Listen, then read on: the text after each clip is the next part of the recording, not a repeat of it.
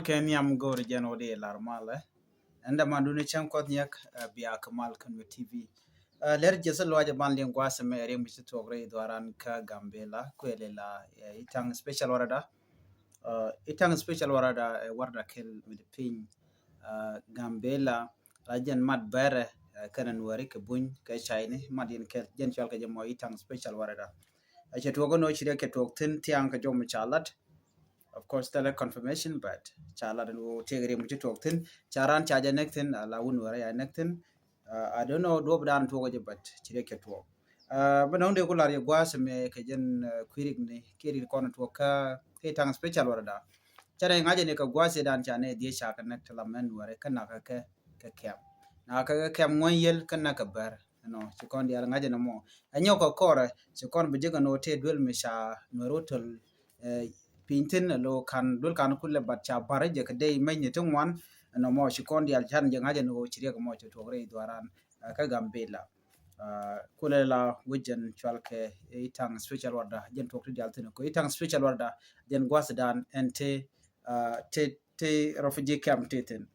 jo mo shoda lat gwas me bana right kalere kon tore wi ka so Sudan kalere kon tore wi ka so Sudan te kon lim gwasa me chala do shabel shaka nangre which ko lanka ne nasir dio jeshi ne di alman chikana ngach no angu menang bel ko lanka ne nasir ga jemiti koroda ka tele dong tia tin tele gatia tin de ko lok tele joj bo tine de ni tin la de ni SSPDM kan ne ko ne tin angu menang bel re wike je men yam bana ngach gwasa me ala ku me kir me yadit kogaje koga nuare gor jano da nuare ka koga ne tin konen lan nuare ba tin de kwi jana kujimi gor kan ode nuare de ka lu jok de ga ben support de na chong ka kel ban mich men cha hol kwi jana gwasa me ala ji wanan kono kwa bel kwa ala nangre wich ka ren yalien ala ji unimis ala ken wa ngai kano dong tin ne to wante ga wi tong mi ko wakan lo wakan lo kan to changaram today we can ask tele menu lang tele ke tene de ni wich wang den karodi no de ni kan tuwi jona no menyodo yuwa na muno ko jeno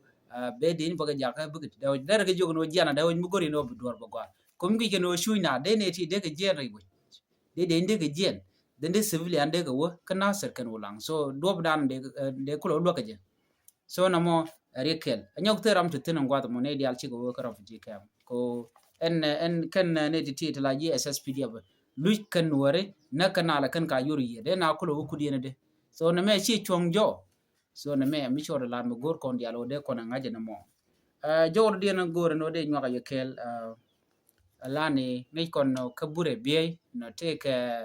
ala dul wal shal ke MSF ki organization chole MSF ne take kabure biye ngi kon bure biye no take bure biye di ku yer ke bure biye di ku yer de la bure biye te SSPD up tingen bure biye danante role Ethiopia no wa ne te janna medical sans frontier mateten ala organization mo ko organization mela to no wal ti lo kana ngai ko ne kon chuch kan gor kan wal ka gor kan tongwa